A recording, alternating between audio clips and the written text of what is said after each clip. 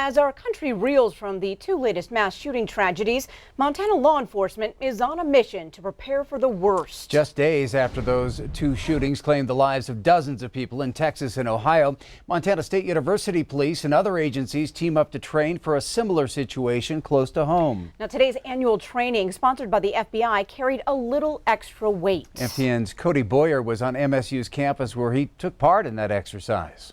Hey, give us your hands! Let me see your hands! Show us your hands! Officers have to be aggressive, they have to go towards the shooter, and they have to stop the killing as quickly as possible. Calls of violence like in El Paso, Texas, or Dayton, Ohio, the kind no one wants to hear. Those are the calls police have to be ready for. Unfortunately, in this day and age, school shootings and public shootings are part of what's going on. A poignant realization, according to MSU Dean of Students Matt Kairos. Trainings like these are necessary. Anybody else in here? Can you speak up? It's critical. MSU being ready and having the ability to respond, we're talking nearly 17,000 young people in a very confined space. We're actually using ammunition called simunitions. From the type of bullets to the screams, the scenarios are designed this way for a reason. Since Columbine, law enforcement response to active shooters has changed dramatically.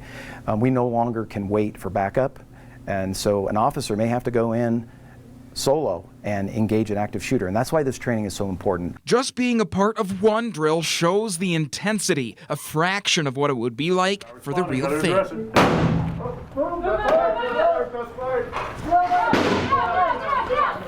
It does hurt when you get hit with those rounds, and it's designed to hurt for a reason. We want officers to understand that there's consequences for a bad decision. Now, as you can see, these trainings, these sessions that they're doing are highly realistic.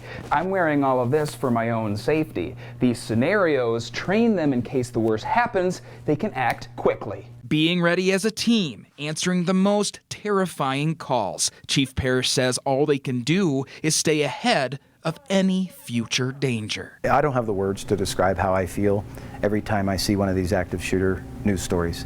It breaks my heart, and it makes me wonder, where are we headed as a nation?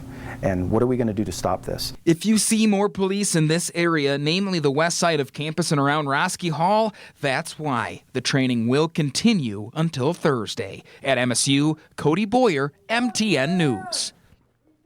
All right, thanks so much, Cody.